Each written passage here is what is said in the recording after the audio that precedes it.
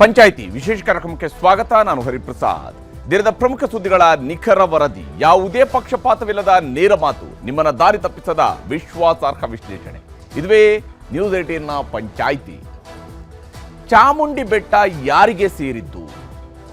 ಮೈಸೂರು ನಗರದ ಬೆಟ್ಟದ ಮೇಲೆ ಮಹಿಷಾಸುರ ಮರ್ದಿನಿಯ ವೈಭವ ಲೀಲೆ ಅಂತ ಭಜನೆಯಲ್ಲಿ ತಾಯಿ ಚಾಮುಂಡೇಶ್ವರಿಯ ಸನ್ನಿಧಿಯನ್ನು ನಾವು ವರ್ಣಿಸ್ತೀವಿ.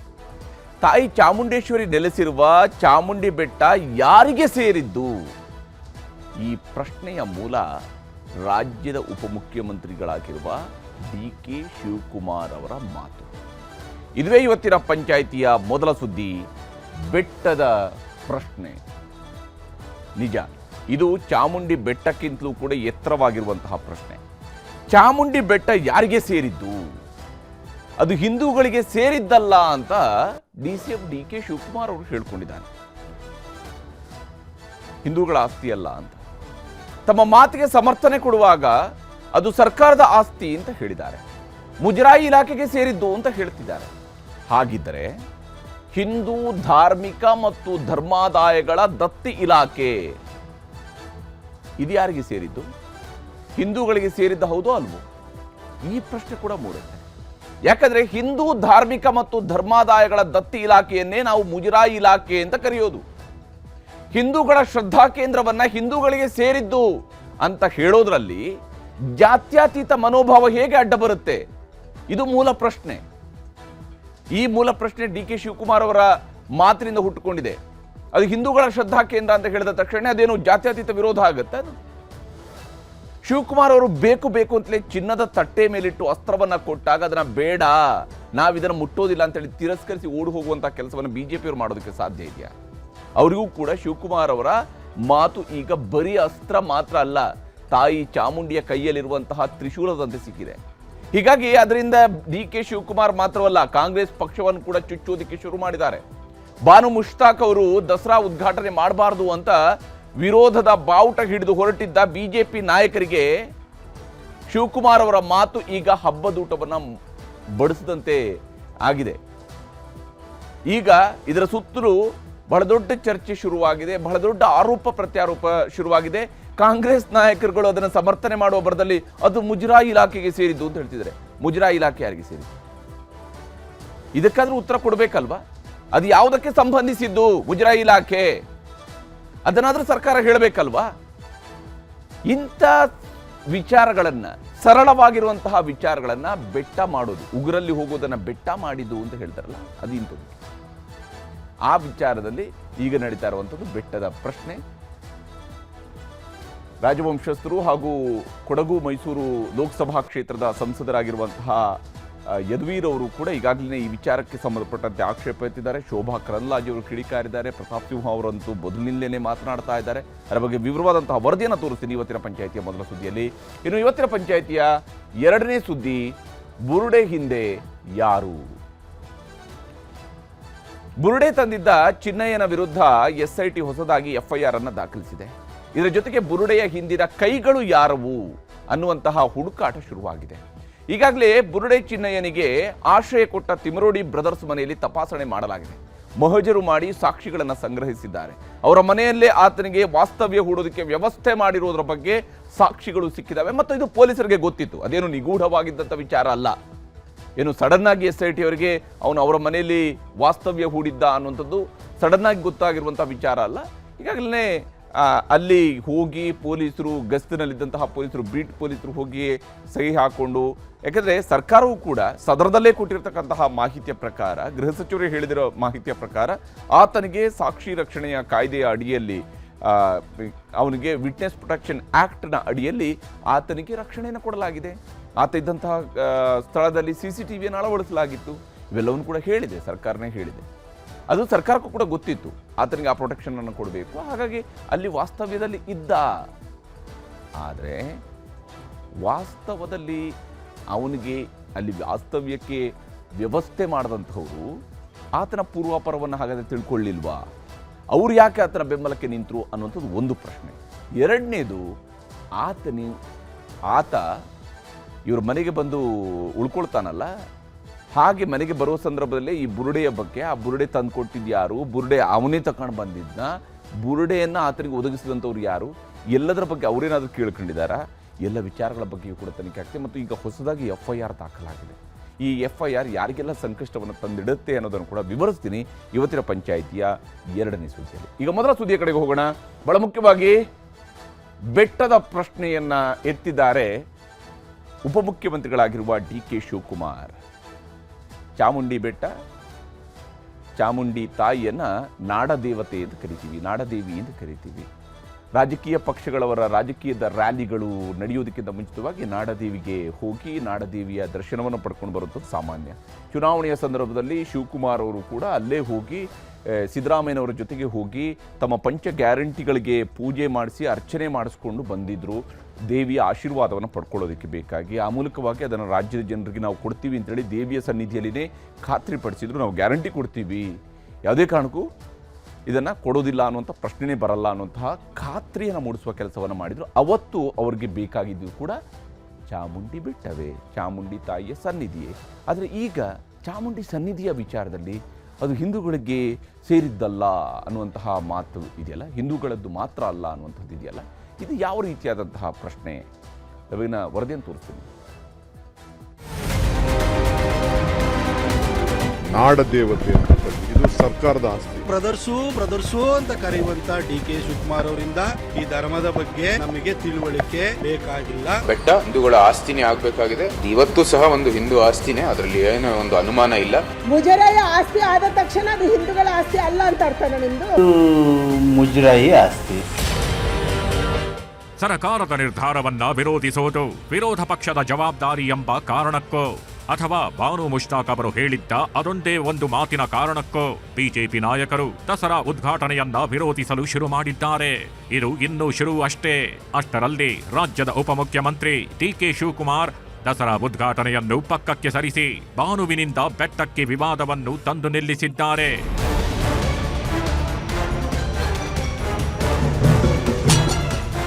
ಮೈಸೂರು ದಸರಾ ವಿಶ್ವಮಟ್ಟದಲ್ಲಿ ಕೇವಲ ಮೈಸೂರಿಗೆ ಮಾತ್ರವಲ್ಲ, ಸಮಸ್ತ ಕರುನಾಡಿಗೆ ಗರಿಮೆ ತಂದುಕೊಟ್ಟಿರೋ ಮಹಾ ಉತ್ಸವ. ಜಗತ್ತಿನ ಮೂಲೆ ಮೂಲೆಗಳಿಂದ ಸೂಜಿಗಲ್ಲಿನಂತೆ ಜನರನ್ನ ಸಾಂಸ್ಕೃತಿಕ ನಗರಿ ಮೈಸೂರಿನ ಕಡೆಗೆ ಸೆಳೆಯುತ್ತದೆ. ಅದು ನಮ್ಮ ಹೆಮ್ಮೆಯ ನಾಡ ಹಬ್ಬ. ಅದು ಕಲೆಯಾಗಿ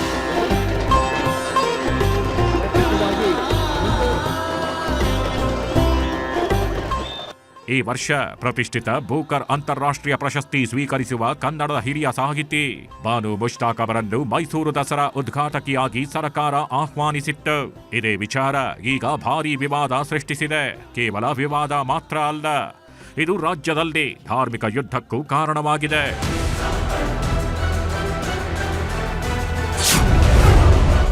ಚಾಮುಂಡಿ ಬೆಟ್ಟ ಹಿಂದೂಗಳ ಆಸ್ತಿ ಅಲ್ಲ. ದಸರಾ ಉದ್ಘಾಟಕಿಯಾಗಿ ಬಾನು ಮುಷ್ತಾಕ್ರನ್ನ ಆಹ್ವಾನಿಸಿದ್ದಕ್ಕೆ ಬಿಜೆಪಿ ನಾಯಕರು ಕೆರಳಿ ಕೆಂಡವಾಗಿದ್ರು.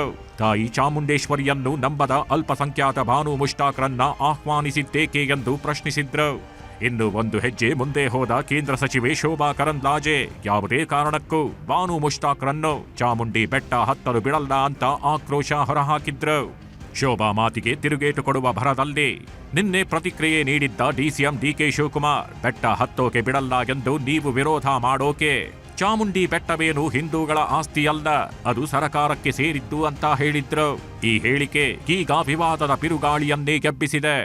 ಚಾಮುಂಡಿ ಬೆಟ್ಟ, ಚಾಮುಂಡಿ ದೇವರು ಎಲ್ಲ ಧರ್ಮದವರು ಇದೆ, ಹಿಂದೂಗಳ ಆಸ್ತಿ ಏನಲ್ಲ. ಎಲ್ಲ ಸಮಾಜದವರು ಚಾಮುಂಡಿ ಬೆಟ್ಟಕ್ಕೆ ಹೋಗ್ತಾರೆ, ದೇವರಿಗೆ ಪ್ರಾರ್ಥನೆ ಮಾಡ್ತಾರೆ, ಅವ್ರ ನಂಬಿಕೆ. ನಾವು ಇದಕ್ಕೆ ಹೋಗ್ತೀವಪ್ಪ, ಮಸೀದಿಗಳಿಗೆ ಹೋಗ್ತೀವಿ, ಚರ್ಚ್ಗಳಿಗೆ ಹೋಗ್ತೀವಿ, ನಮ್ಮ ಬಸ್ಸಿಗಳಿಗೆ ಹೋಗ್ತೀವಿ, ಜೈನ್ ಟೆಂಪಲ್ಗೆ ಹೋಗ್ತೀವಿ, ಗುರುದ್ವಾರಕ್ಕೆ ಹೋಗ್ತೀವಿ. ಇನ್ನು ಗುರುದ್ವಾರಕ್ಕೆ ನಮ್ಮ ಹೋಗೋದೇನೋ ತಪ್ಪಿಸ್ಬೇಕಾಗ್ತದೆ? ಯಾರು ನಿಲ್ಸಿದಾರ? ಹಿಂದೂ ಟೆಂಪಲ್ಗೆ ಅವ್ರು ಬರೋದಕ್ಕೆ ಏನಾದ್ರು ನಾವು ತಪ್ಪಿಸಿದೀವ? ಏನಿಲ್ವಲ್ಲ. ಯಾರು ಬೇಕಾದ್ರೂ ಹೋಗ್ಬೋದು, ಯಾರು ಮಾಡಬಾರ್ದು. ಈಗ ಎಷ್ಟೋ ಜನ ಹಿಂದೂಗಳು ಮುಸ್ಲಿಂ ಆಗಿ ಕನ್ವರ್ಟ್ ಆಗಿಲ್ವಾ? ಅವ್ರ ರೀಜನ್ಗಳು ತೆಗೆದುಕೊಂಡಿಲ್ವಾ? ಕ್ರಿಶ್ಚಿಯನ್ ನಾಟಿ ತೆಗೆದುಕೊಂಡಿಲ್ವಾ? ಕೆಲವರು ಹಿಂದೂಗಳ ರಿಲಿಜನ್ ಇವರು ಮುಸ್ಲಿಮ್ಸ್ ಅವರು ಪ್ರಾಕ್ಟೀಸ್ ಮಾಡ್ತಾ ಇಲ್ವಾ? DK ಶಿವಕುಮಾರ್ ನಿನ್ನೆ ಹೇಳಿದ್ದಾಗಿ ಹೇಳಿಕೆ ಕೇಸರಿ ಪಡೆಯ ಕಣ್ಣು ಕೆಂಪಾಗಿಸಿದೆ. ಆದ್ರೆ ಇದಕ್ಕೆಲ್ಲ ಸೊಪ್ಪು ಹಾಕದ DK ಶಿವಕುಮಾರ್ ತಮ್ಮ ಮಾತನ್ನ ಸಮರ್ಥನೆ ಮಾಡಿಕೊಂಡ್ರು. ಚಾಮುಂಡಿ ಬೆಟ್ಟವನ್ನ ಎಲ್ಲಿಯೂ ಹಿಂದೂ ಧರ್ಮದ ಸ್ವತ್ತು ಎಂದು ಹೇಳಿಲ್ಲ. ಇದು ಸರಕಾರದ ಆಸ್ತಿ. ಎಲ್ಲ ಧರ್ಮದವರಿಗೂ ಪ್ರವೇಶವಿದೆ.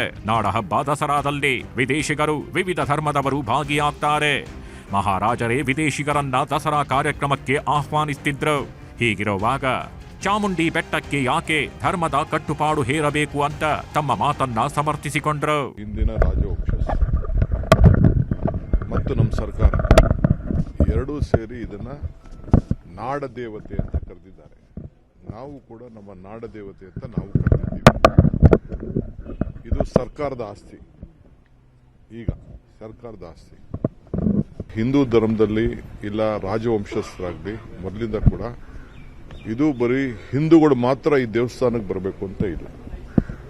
ಹಿಂದೂ ನಮ್ಮ ಚಾಮುಂಡೇಶ್ವರಿ ಎಲ್ಲ ಧರ್ಮದವ್ರಿಗೂ ಕೂಡ ಆಶೀರ್ವಾದ ಮಾಡಲಿಕ್ಕೆ ಇರೋಂಥ ಒಂದು ದೇವಿ. ನಾವು ಏನಾದ್ರು ಬರೀ ಹಿಂದೂಗಳು ಮಾತ್ರ ಬರಬೇಕು, ಬೇರೆಯವರು ಏನಾದ್ರು ಬರಬಾರ್ದು ಅಂತ ಹೇಳ್ತಾ ಇದ್ದೀವಿ. ಸೊ ಅವ್ರ ಆಚರಣೆ ಅವರ ವಿಚಾರ. ಇದು ನಾಡ, ಕರ್ನಾಟಕ ರಾಜ್ಯ, ಕರ್ನಾಟಕ ರಾಜ್ಯದ ದೇವತೆ ಅಂತೇಳಿ ನಾವು ಪದ್ಧತಿ ಇಟ್ಕೊಂಡಿದ್ದೀವಿ. ನೀರಿಗೆ, ಸೂರ್ಯಕ್ಕೆ, ದೇವ್ರಿಗೆ, ಯಾವುದೇ ದೇವರು ಇರ್ಬೋದು. ಈಗ ನಮ್ಮ ಕ್ರಿಶ್ಚಿಯನ್ ಚರ್ಚ್ಗಳಿಗೆ ನಮ್ಮನ್ನ ಬಿಡಲ್ವಾ? ಇಲ್ಲಾಂದ್ರೆ ನಮ್ಮ ಮಸೀದಿಗಳಿಗೆ ಬಿಡಲ್ವಾ? ಇಲ್ಲ ನಮ್ಮ ಗೊಮಟೇಶ್ವರನ ಜೈನ್ ಧರ್ಮಕ್ಕೆ ಪೀಠಕ್ಕೆ ನಮ್ಮನ್ನ ಬಿಡಲ್ವಾ? ನಮ್ಗೆಲ್ಲರಿಗೂ ಕೂಡ ಪ್ರವೇಶ ಇದೆ. ಡಿಕೆ ಶಿವಕುಮಾರ್ ನಿನ್ನೆ ಹೇಳಿದ್ದಾಗಿ ಹೇಳಿಕೆ ಕೇಸರಿ ಪಡೆಯ ಕಣ್ಣು ಕೆಂಪಾಗಿಸಿದೆ. ಆದ್ರೆ ಇದಕ್ಕೆಲ್ಲ ಸೊಪ್ಪು ಹಾಕದ ಡಿಕೆ ಶಿವಕುಮಾರ್ ತಮ್ಮ ಮಾತನ್ನ ಸಮರ್ಥನೆ ಮಾಡಿಕೊಂಡ್ರು. ಚಾಮುಂಡಿ ಬೆಟ್ಟವನ್ನ ಎಲ್ಲಿಯೂ ಹಿಂದೂ ಧರ್ಮದ ಸ್ವತ್ತು ಎಂದು ಹೇಳಿಲ್ಲ. ಇದು ಸರಕಾರದ ಆಸ್ತಿ. ಎಲ್ಲ ಧರ್ಮದವರಿಗೂ ಪ್ರವೇಶವಿದೆ. ನಾಡಹಬ್ಬ ದಸರಾದಲ್ಲಿ ವಿದೇಶಿಗರು, ವಿವಿಧ ಧರ್ಮದವರು ಭಾಗಿಯಾಗ್ತಾರೆ. ಮಹಾರಾಜರೇ ವಿದೇಶಿಗರನ್ನ ದಸರಾ ಕಾರ್ಯಕ್ರಮಕ್ಕೆ ಆಹ್ವಾನಿಸ್ತಿದ್ರು. ಹೀಗಿರುವಾಗ ಚಾಮುಂಡಿ ಬೆಟ್ಟಕ್ಕೆ ಯಾಕೆ ಧರ್ಮದ ಕಟ್ಟುಪಾಡು ಹೇರಬೇಕು ಅಂತ ತಮ್ಮ ಮಾತನ್ನ ಸಮರ್ಥಿಸಿಕೊಂಡ್ರು. ಇಂದಿನ ರಾಜವಂಶಸ್ ಮತ್ತು ನಮ್ಮ ಸರ್ಕಾರ ಎರಡೂ ಸೇರಿ ಇದನ್ನ ನಾಡ ದೇವತೆ ಅಂತ ಕರೆದಿದ್ದಾರೆ. ನಾವು ಕೂಡ ನಮ್ಮ ನಾಡ ದೇವತೆ ಅಂತ ನಾವು ಕರೆದಿದ್ದೀವಿ. ಇದು ಸರ್ಕಾರದ ಆಸ್ತಿ. ಈಗ ಸರ್ಕಾರದ ಆಸ್ತಿ ಹಿಂದೂ ಧರ್ಮದಲ್ಲಿ ಇಲ್ಲ ರಾಜವಂಶಸ್ಥರಾಗಲಿ ಮೊದಲಿಂದ ಕೂಡ ಇದು ಬರೀ ಹಿಂದೂಗಳು ಮಾತ್ರ ಈ ದೇವಸ್ಥಾನಕ್ಕೆ ಬರಬೇಕು ಅಂತ ಇಲ್ಲ. ಹಿಂದೂ ನಮ್ಮ ಚಾಮುಂಡೇಶ್ವರಿ ಎಲ್ಲ ಧರ್ಮದವ್ರಿಗೂ ಕೂಡ ಆಶೀರ್ವಾದ ಮಾಡಲಿಕ್ಕೆ ಇರೋಂಥ ಒಂದು ದೇವಿ. ನಾವು ಏನಾದ್ರು ಬರೀ ಹಿಂದೂಗಳು ಮಾತ್ರ ಬರಬೇಕು, ಬೇರೆಯವರು ಏನಾದ್ರು ಬರಬಾರ್ದು ಅಂತ ಹೇಳ್ತಾ ಇದ್ದೀವಿ. ಸೊ ಅವ್ರ ಆಚರಣೆ ಅವರ ವಿಚಾರ. ಇದು ನಾಡ, ಕರ್ನಾಟಕ ರಾಜ್ಯ, ಕರ್ನಾಟಕ ರಾಜ್ಯದ ದೇವತೆ ಅಂತೇಳಿ ನಾವು ಪದ್ಧತಿ ಇಟ್ಕೊಂಡಿದ್ದೀವಿ. ನೀರಿಗೆ, ಸೂರ್ಯಕ್ಕೆ, ದೇವ್ರಿಗೆ, ಯಾವುದೇ ದೇವರು ಇರ್ಬೋದು. ಈಗ ನಮ್ಮ ಕ್ರಿಶ್ಚಿಯನ್ ಚರ್ಚ್ಗಳಿಗೆ ನಮ್ಮನ್ನ ಬಿಡಲ್ವಾ? ಇಲ್ಲಾಂದ್ರೆ ನಮ್ಮ ಮಸೀದಿಗಳಿಗೆ ಬಿಡಲ್ವಾ? ಇಲ್ಲ ನಮ್ಮ ಗೊಮಟೇಶ್ವರನ ಜೈನ್ ಧರ್ಮಕ್ಕೆ ಪೀಠಕ್ಕೆ ನಮ್ಮನ್ನ ಬಿಡಲ್ವಾ? ನಮ್ಗೆಲ್ಲರಿಗೂ ಕೂಡ ಪ್ರವೇಶ ಇದೆ. ಡಿಕೆಶಿ ಹೇಳಿಕೆ ವಿರುದ್ಧ ಕೆರಳಿದ ಕೇಸರಿ ಪಡೆ. ಡಿಸಿಎಂ ಮಾತಿಗೆ ಸಂಸದ ಯದುವೀರ್ ಕಿಡಿ. ಇನ್ನು ಚಾಮುಂಡಿ ಬೆಟ್ಟದ ಬಗ್ಗೆ ಡಿಸಿಎಂ ಹೇಳಿಕೆಗೆ ಕೇಸರಿ ಪಡೆ ಕೊತ ಅನ್ನೋಕೆ ಶುರು ಮಾಡಿದೆ. ಅಲ್ಪಸಂಖ್ಯಾತರ ಓಲೈಕೆಗಾಗಿ ಚಾಮುಂಡಿ ಬೆಟ್ಟವನ್ನ ವಶಕ್ಕೆ ಪಡೆಯೋ ಹುನ್ನಾರ ನಡೆಯುತ್ತಿದೆ ಅಂತ ರಾಜವಂಶಸ್ಥ ಹಾಗೂ ಮೈಸೂರು ಕೊಡಗು ಸಂಸದ ಯದುವೀರ್ ಆಕ್ರೋಶ ಹೊರಹಾಕಿದ್ರು. ಡಿಕೆಶಿ ಪ್ರತಿ ಮಾತಿಗೂ ಯದುವೀರ್ ಕೇಂದ್ರ ಸಚಿವೆ ಶೋಭಾ ಕರಂದ್ಲಾಜೆ, ಮಾಜಿ ಸಂಸದ ಪ್ರತಾಪ್ ಸಿಂಹ ತಿರುಗೇಟು ಕೊಟ್ರು.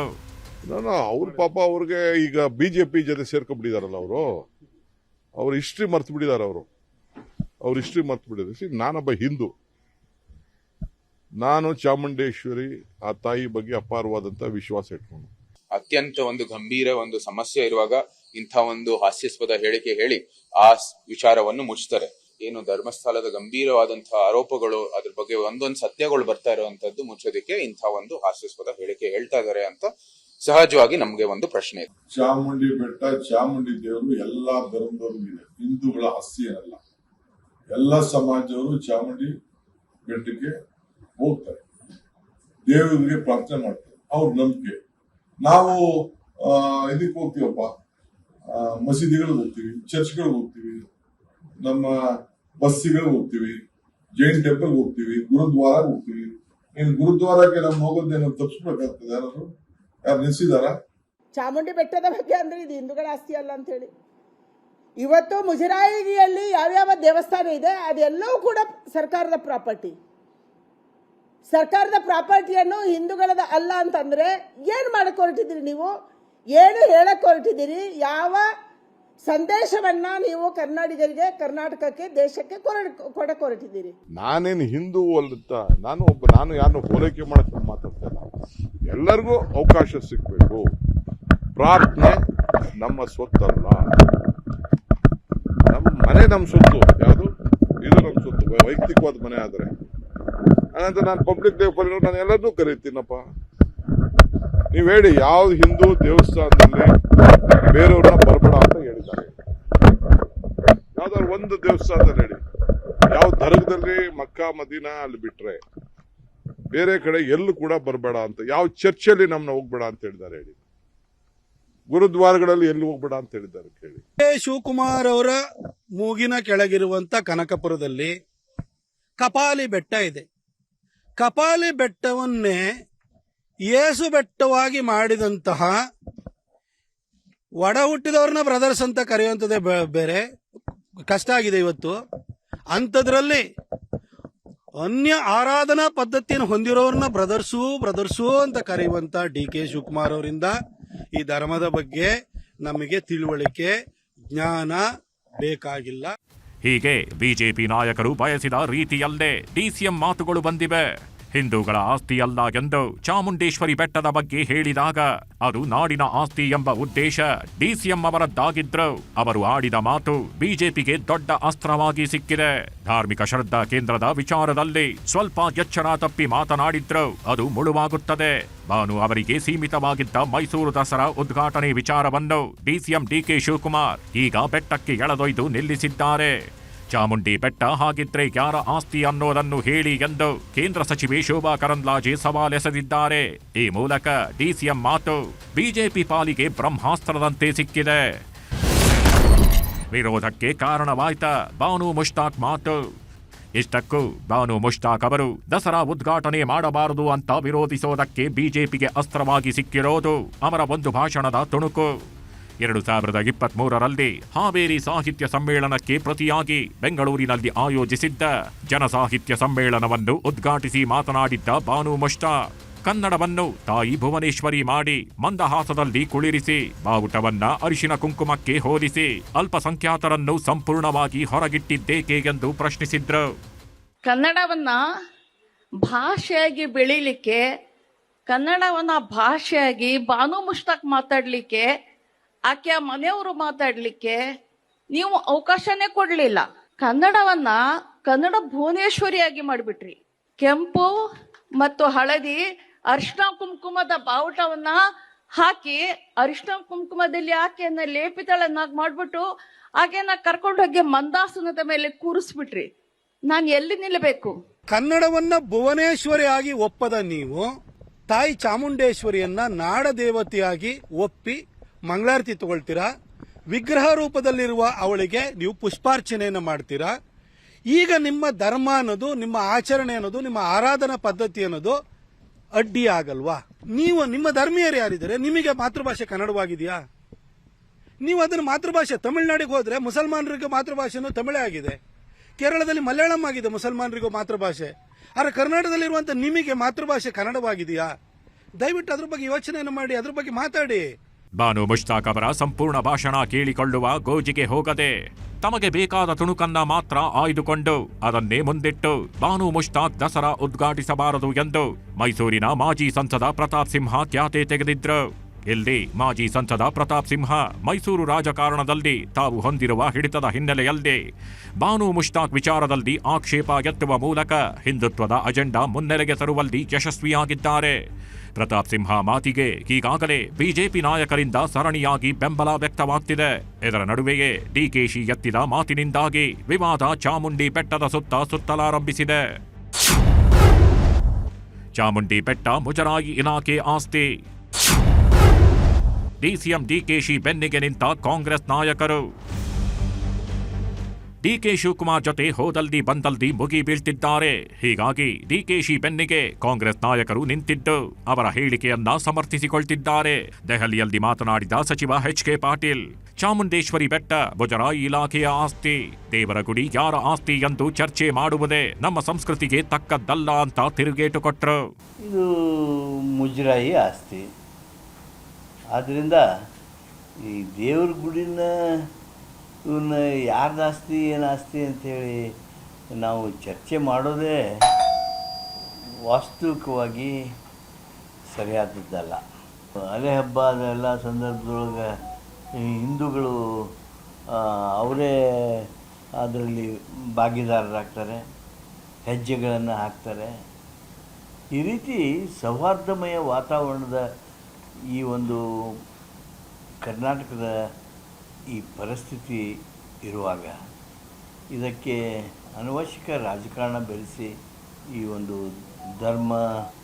ಧರ್ಮಗಳಲ್ಲಿ ವ್ಯತ್ಯಾಸ ಮೂಡಿಸುವಂಥ ಪ್ರಯತ್ನಗಳನ್ನು ಯಾರೇ ಮಾಡಲಿ ಸರಿಯಾದದ್ದಲ್ಲ. ಇಲ್ಲಿ ಮುಜರಾಯಿ ಆಸ್ತಿ ಎಂದಾಕ್ಷಣ ಅದು ಹಿಂದೂಗಳ ಆಸ್ತಿಯಲ್ಲ ಎಂಬ ಅರ್ಥವಲ್ಲ. ಮುಜರಾಯಿ ಇಲಾಖೆ ಎಂದು ಕರೆಯುವುದೇ ಹಿಂದೂ ಧಾರ್ಮಿಕ ಮತ್ತು ಧರ್ಮಾದಾಯದ ದತ್ತಿಗಳ ಇಲಾಖೆಯನ್ನು. ಹೀಗಾಗಿ ಮುಜರಾಯಿ ಆಸ್ತಿ ಎಂದರೆ ಅದು ಹಿಂದೂ ಧರ್ಮದ ಆಸ್ತಿಯೇ ಆಗಿರುತ್ತದೆ. ಆದರೆ ಸಮರ್ಥನೆ ಎಂಬ ರೀತಿಯಲ್ಲಿ ಮೊದಲು ಹಿಂದೂಗಳ ಆಸ್ತಿಯಲ್ಲ ಎಂದವರು ಈಗ ಮುಜರಾಯಿ ಆಸ್ತಿ ಸರಕಾರದ ಆಸ್ತಿಯಂತೆಲ್ಲ ತೇಪೆ ಹಚ್ಚುವ ಮೂಲಕ ವಿವಾದ ಮತ್ತಷ್ಟು ದಿನ ಮುಂದುವರಿಯುವಂತೆ ಖಾತ್ರಿಪಡಿಸಿಕೊಳ್ಳುತ್ತಿದ್ದಾರೆ. ಇಷ್ಟೆಲ್ಲ ವಿವಾದಗಳ ಮಧ್ಯೆ ಮೈಸೂರಿನ ಜಿಲ್ಲಾಡಳಿತ ದಸರಾ ಸಿದ್ಧತೆಯಲ್ಲಿ ತೊಡಗಿದೆ. ಈಗಾಗಲೇ ಸರಕಾರ ನಿರ್ಧರಿಸಿದಂತೆ ದಸರಾ ಉದ್ಘಾಟಕರು ಸೇರಿ ಅತಿಥಿಗಳನ್ನ ಅಧಿಕೃತವಾಗಿ ಆಹ್ವಾನಿಸಲು ಸಜ್ಜಾಗಿದೆ. ದಸರಾ ಉದ್ಘಾಟಕರ ಬದಲಾವಣೆ ವಿಚಾರವಾಗಿ ಯಾವುದೇ ದೂರು ಜಿಲ್ಲಾಡಳಿತಕ್ಕೆ ಬಂದಿಲ್ಲ. ಹೀಗಾಗಿ ಜಿಲ್ಲಾಡಳಿತದಿಂದ ದಸರಾ ಉದ್ಘಾಟಕರಿಗೆ ಅಧಿಕೃತವಾಗಿ ಆಹ್ವಾನ ನೀಡುತ್ತೇವೆ ಅಂತಿದ್ದಾರೆ ಜಿಲ್ಲಾಧಿಕಾರಿ. ಈ ಎಲ್ಲ ವಿವಾದಗಳ ನಡುವೆಯೇ ಬಾನು ಮುಷ್ತಾಕ್ ಮಾತ್ರ ದಸರಾ ಉದ್ಘಾಟಿಸಲು ಸಂಭ್ರಮದಿಂದಲೇ ತಯಾರಾಗುತ್ತಿದ್ದಾರೆ. ಕನ್ನಡ ಭಾಷೆ ಹಾಗೂ ರಾಜ್ಯದ ಸಾಮಾಜಿಕ ಚಟುವಟಿಕೆಗಳ ವಿಚಾರದಲ್ಲಿ ಗಟ್ಟಿ ಧ್ವನಿಯಾಗಿರುವ ಬಾನು ಮುಷ್ತಾಕ್ ನಾಡ ಹಬ್ಬವನ್ನ ಉದ್ಘಾಟಿಸಲಿದ್ದಾರೆ. ಆದರೆ ಈ ಎಲ್ಲ ಬೆಳವಣಿಗೆಗಳ ನಡುವೆ ಸಿಎಂ ಸಿದ್ದರಾಮಯ್ಯ ಮೌನಕ್ಕೆ ಜಾರಿದ್ದು ಅವರು ಬಿಜೆಪಿಯ ಪ್ರತಿರೋಧಕ್ಕೆ ಯಾವ ಸ್ವರೂಪದಲ್ಲಿ ಉತ್ತರಿಸುತ್ತಾರೆಂದು ನೋಡಬೇಕಿದೆ. ಹಾಗಿದ್ದರೂ ವಿಶ್ವವಿಖ್ಯಾತ ದಸರಾ ಜಗತ್ತಿನೆಲ್ಲೆಡೆಯಿಂದ ಪ್ರವಾಸಿಗರನ್ನ ಸೆಳೆಯುತ್ತಿರುವಾಗ ಉದ್ಘಾಟನೆಯ ವಿಚಾರದಲ್ಲಿ ಧರ್ಮವನ್ನು ಮುನ್ನೆಲೆಗೆ ತಂದು ವಿರೋಧ ವ್ಯಕ್ತಪಡಿಸುತ್ತಿರುವುದು ದುರಂತವೇ ಸರಿ. Bureau report, news 18. ಬುರುಡೆ ಹಿಂದೆ ಯಾರು? ಯಾಕಂದ್ರೆ ಹೊಸದಾಗಿ ಒಂದು SIT ಈಗ FIR ಅನ್ನು ದಾಖಲಿಸಿಕೊಂಡಿದೆ. ಧರ್ಮಸ್ಥಳದ ಬುರುಡೆ ಹೋರಾಟದಲ್ಲಿ ತಿಮ್ರೋಡಿಗೂ ಕೂಡ ಈಗ ಆತಂಕ ಎದುರಾಗಿದೆ. ಬುರುಡೆ ಚಿನ್ನಯ್ಯನಿಗೆ ಆಶ್ರಯ ನೀಡಿದ ತಿಮ್ರೋಡಿಯವರಿಗೆ ಈಗ ಕಂಟಕದ ಸಾಧ್ಯತೆಯೂ ಕೂಡ ಇದ್ದೇ ಇದೆ. ಯಾಕಂದರೆ ಹೊಸ FIR ಅನ್ನು SIT ಅಧಿಕಾರಿಗಳು ದಾಖಲಿಸಿಕೊಂಡಿದ್ದಾರೆ. ಚಿನ್ನಯ್ಯ ಮತ್ತು ಇತರರು ಅಂತ BNS ಸೆಕ್ಷನ್ ಅಡಿಯಲ್ಲಿ ಪ್ರಕರಣವನ್ನು ದಾಖಲಿಸಿಕೊಳ್ಳಲಾಗಿದೆ. ಈ ಇತರರು ಯಾರು ಅನ್ನುವಂಥದ್ದು ಈಗ ಇರುವಂತಹ ಪ್ರಶ್ನೆ. ಇತರರು ಯಾರು? ಅದರಲ್ಲಿ ತಿಮ್ರೋಡಿ ಇದ್ದಾರಾ, ಅದರಲ್ಲಿ ಜಯಂತ್ ಟಿ ಇದ್ದಾರಾ, ಅದರಲ್ಲಿ ಗಿರೀಶ್ ಮಠಣ್ಣವರಿದ್ದಾರಾ? ಇವರೆಲ್ಲರ ಮೇಲೂ ಕೂಡ ತೂಗತಿ ಇದ್ದೇ ಇದೆ. ಇದರ ಹೊರತಾಗಿ ಈಗಾಗಲೇ ಚಿನ್ನಯ್ಯಗೆ ಸಹಕರಿಸಿರುವುದರ ಬಗ್ಗೆ ಸಾಕ್ಷ್ಯಗಳು ಸಿಕ್ಕಿದ್ದಾವೆ. ಯಾಕಂದರೆ ಇವರ ಮನೆಯಲ್ಲಿ ಆಶ್ರಯ ಕೊಟ್ಟಿರುವಂಥದ್ದು ಗೊತ್ತಾಗ್ತಾ ಇದೆ. ತಿಮ್ರೋಡಿ ಮನೆಯಿಂದಲೇ SIT ಕಚೇರಿಗೆ ಬರ್ತಾ ಇದ್ದಂತಹ ಚಿನ್ನಯ್ಯ ಈ ವಿಚಾರಗಳು ಗೊತ್ತಿದೆ. ತಿಮ್ರೋಡಿ ಮನೆಯಲ್ಲಿ 44 ದಿನಗಳ ಕಾಲ ಆತ ವಾಸ್ತವ್ಯ ಹೂಡಿದ್ದ. 1-2 ದಿವಸ ಅಲ್ಲ, 44 ದಿವಸ ಆತ ಅವ್ರ ಮನೆಯಲ್ಲಿದ್ದ ಅಂತ ಹೇಳಿದಾಗ ಆತನ ಪೂರ್ವಾಪರ ಅವ್ರಿಗೂ ಕೂಡ ಗೊತ್ತಿರುತ್ತೆ. ಈ ವೇಳೆ ಮಟ್ಟಣ್ಣವರ್ ಜಯಂತ್ ಜೊತೆಯೂ ಕೂಡ ಆತನಿಗೆ ಸಂಪರ್ಕ ಇದ್ದೇ ಇತ್ತು ಅವರ ಮನೆಯಲ್ಲೇನೆ. ಈ ಬಗ್ಗೆ ತಾಂತ್ರಿಕ ಸಾಕ್ಷ್ಯಗಳ ಕಲೆ ಹಾಕಿದ್ದಾರೆ ಈಗಾಗಲೇ SIT ಅವರು. ಇದರ ಹೊರತಾಗಿ ಇನ್ನೂ ಒಂದು ಮಹತ್ವದ ಅಂಶವೂ ಇದೆ. ಏನಂದರೆ ತಿಮ್ರೋಡಿ ಸೇರಿ ಎಲ್ರಿಗೂ ಕೂಡ ನೋಟಿಸ್ ಕೊಡೋದಕ್ಕೆ ಒಂದು ಕಡೆ SIT ಸಿದ್ಧತೆಯನ್ನು ಮಾಡ್ಕೊಂಡಿದ್ರೆ, ಮತ್ತೊಂದು ಕಡೆ ತಿಮ್ರೋಡಿ ತಂಡವಲ್ಲದೆ ಬೇರೆಯವರ ಮೇಲೂ ಕೂಡ SIT ಕಣ್ಣಿಟ್ಟಿದೆ ಅಂತೇಳಿ. ವಿಶೇಷವಾಗಿ ಈತರಿಗೆ ತಲೆಬುರುಡೆಯನ್ನು ತಂದುಕೊಟ್ಟವರು ಯಾರು? ಅದು ಇಲ್ಲಿ ಇರುವಂತಹ ಮೂಲ ಪ್ರಶ್ನೆ. ಆಶ್ರಯ ಕೊಟ್ಟಿರೋದು ಅದೊಂದು ಭಾಗ.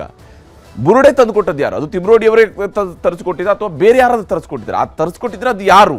ಬುರುಡೆ ತಂದುಕೊಟ್ಟವರ ಮೇಲೆಯೇ ದಾಖಲಾಗುತ್ತಾ FIR? ಅವ್ರನ್ನ ಈ FIR ನಲ್ಲಿ ಮುಂದೆ ಹೆಸರಿಸಲಾಗುತ್ತಾ ಅನ್ನೋದನ್ನು ಕೂಡ ನೋಡಬೇಕಾಗಿರುವಂಥದ್ದು.